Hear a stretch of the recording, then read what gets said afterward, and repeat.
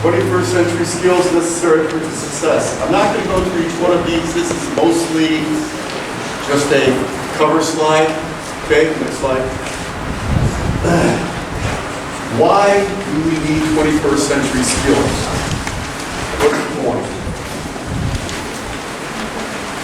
To enable today's student to be a good citizen and a responsible human being who is well aware of his or her potential and competence. So what that means is that when we go through this material, we talk about common sense things that you're going to come across in everyday life that you're going to have to somehow deal with. If you know something about what is happening, you're going to be aware of your potential to deal with it. Okay? So knowledge is power. Knowledge is power. When you have that, you can apply it to whatever situation that you're in and deal with it effectively and appropriately. Competence. Competence means you do it well. Okay, you do it in accordance with the need of that particular moment and situation, and your actions are in alignment with the outcome that is necessary. That is competence. Everybody get that one? Any questions on that? No? Okay. 21st century skills are the key to empowerment of children and adolescents to deal with the issues and concerns related to their lives. Here's the key word in the sentence here: empowerment.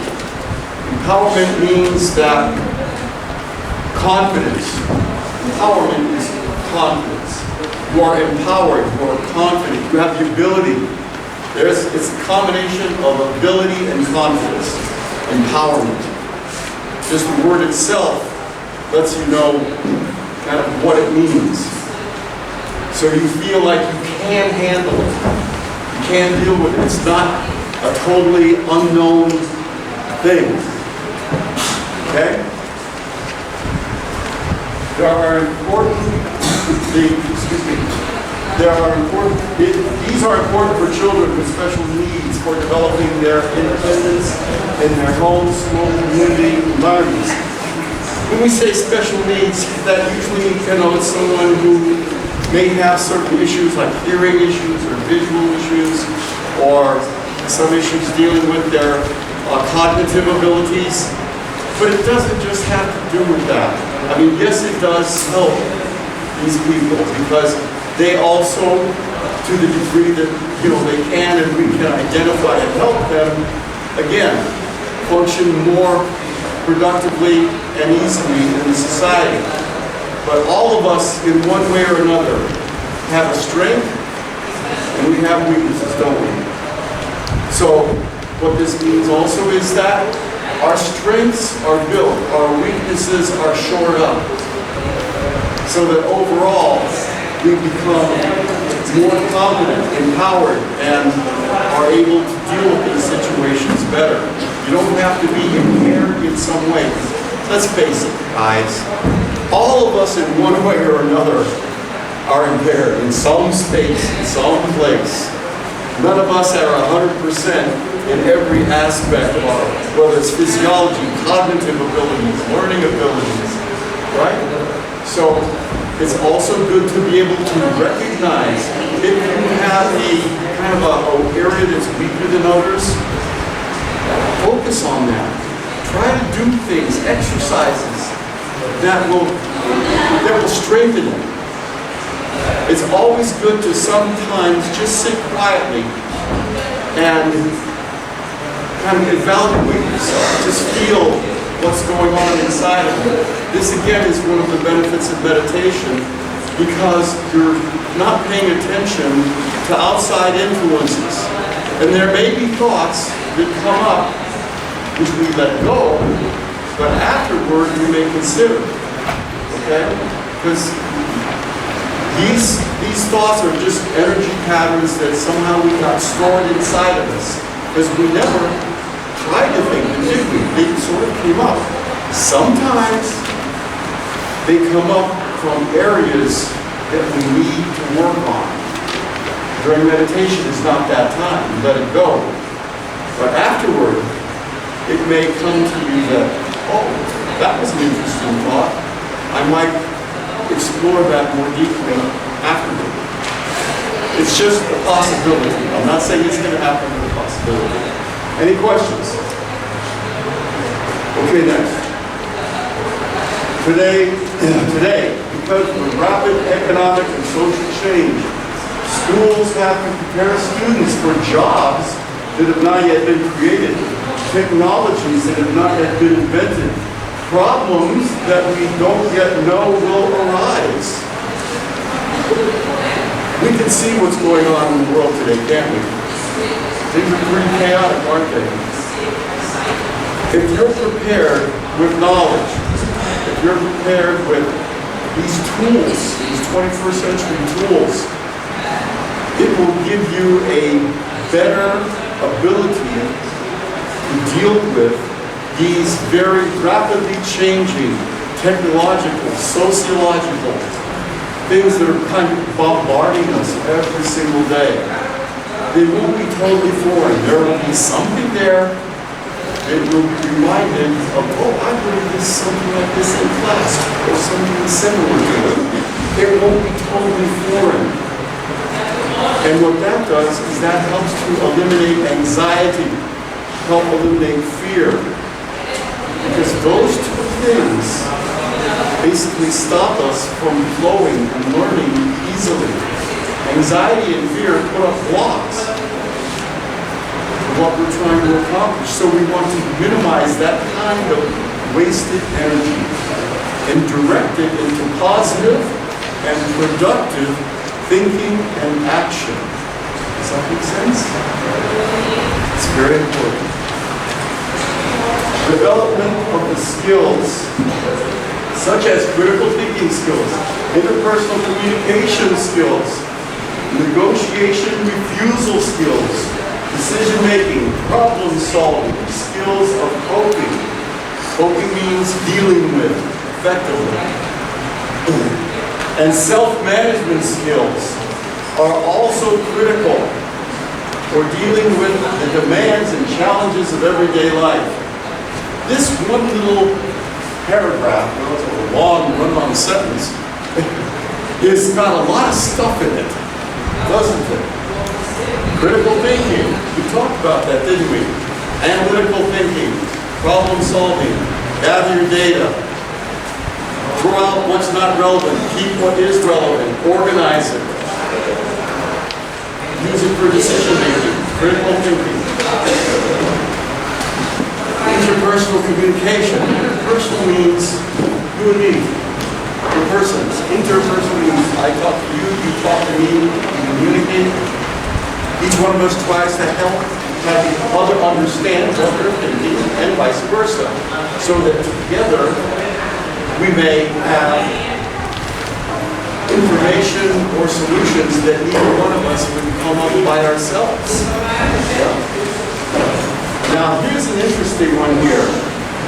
You'll notice there's negotiation/refusal. We've never talked about that before. Negotiating. This is when two people, or a group, or a nation, doesn't matter, are getting together for the purpose of making decisions through the process of give and take, of communication. That's negotiating. To negotiate is to, this is what I need, this is what you need.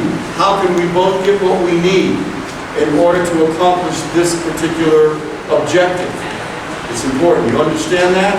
It's important that you understand that.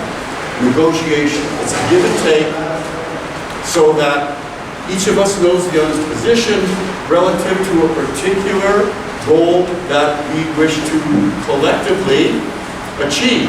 I want my stuff, you want your stuff, in order to get this stuff. We negotiate to get that done. Now, here's the interesting point.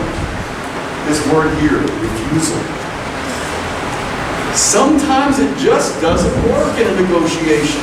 Sometimes you just can't make that meeting of the minds and you agree to disagree. It's not personal and you don't get angry, you just cannot get those, alignments that make you both comfortable. And the smartest thing to do then is simply to walk away. That's refusal. In any negotiation, write this down. This is important. In any negotiation, you have to be willing to walk away. In any negotiation, you have to be willing to walk away. Rather than argue, get angry, whatever, if you've explored all of your options and you just can't get them together, it's better simply to walk away. You might address it another day, but for now, let it go. Yes? In any negotiation, you have to be willing to walk away. Walk away from the negotiation. We can't get it together. We agree to disagree. We just can't get it done right now. Got it? Okay. Does this make sense? You don't keep pushing at it, because the more you push, if it's just not meant to be, now it turns from being objective to being personal. And if it becomes personal, then we get angry or frustrated. That's not negotiation. That's not negotiation. So it's better to walk away. You may try to get another day. How often do heads of governments just table something? Table it means let it sit. Go away, maybe come back a week, a month, whatever later, and try again. Maybe circumstances or conditions have changed, and you can possibly come to an agreement. But don't force it. Don't force a negotiation. Get your stuff out. Try to accommodate each other so there's a win-win. And if you can't, let it go. Say, let's let it alone for right now. We can try again maybe later. Okay? That's an important one. Anything else on here that I can cover? Dealing with demands, challenges today, decision-making, we talked about that. Decision-making is simple. That means we have something that must be done, and oftentimes that's a binary thing. Yes, no, make a decision. All decisions, interestingly enough, can ultimately be broken down to yes, no. You may have a lot of words attached to the yes and a lot of words attached to the no, but fundamentally a decision is a point in time when we either go this direction or this direction. Okay? That's decision making. And it involves critical thinking, it involves negotiation, it involves all of those things in decision making. It's like a stew. All these things are mixed together, but at the end of the day, yes or no, I make a decision. Some people, it's very difficult for them to simply say yes or no. They want to beat it to death with words. They think if they keep talking, something magical will happen. And all it does is confuse things more. So you want to make sure that everything is clearly understood and get to that point where you can get to that decision. Yes, no. Does that make sense? Don't beat it to death. Don't overthink it. Don't overword it, thinking it'll magically go away if you can keep talking. That's not the way it works. Next. Development of life skills essential to cope with risky situations they encounter in their lives, manage peer pressure, and deal with gender stereotypes. Again, lots of words there, very important. Cope with risky situations. There's a lot of minefields out there in life. Mine is something that explodes when you least expect it. There's some risky, dangerous situations out there. First thing is to be able to identify When something doesn't feel right, something is not going correctly. It may be with another person, it may be with anything, a situation, animals, people, whatever. Risky means it's threatening. It's threatening. Risky is threatening. So, oftentimes, the best way to deal with a risky situation, if it could be threatening, is to simply absent yourself, leave. I know with guys, there's the tendency to do this macho ego stuff, same with girls too, where you know, it's risky, I'm gonna power through it. Well, the downside is you may lose. And in some cases, you may lose big, like your life. You have to ask yourself, is it worth it? Is it worth it? In risky situations, the easiest, quickest, most effective way, if it's not a negotiation, okay, and you have to assess the level of risk, is to simply drop it, let it go, and leave. And in some cases, it's not just leave, it's run. Never be ashamed to save your life. Because to do so is stupid, and you wind up dead. Trust me, I know it. I've dealt with it. Really.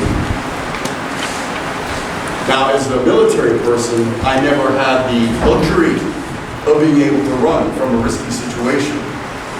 I was trained for battle. But that's a very rare circumstance that God forbid that you ever come in contact with unless you choose the military life as a profession. Then the tables turn. Things flip 180 degrees. Then, instead of absenting yourself or leaving the risky situation, you may have to defend your people. You may have to defend your country. Yeah?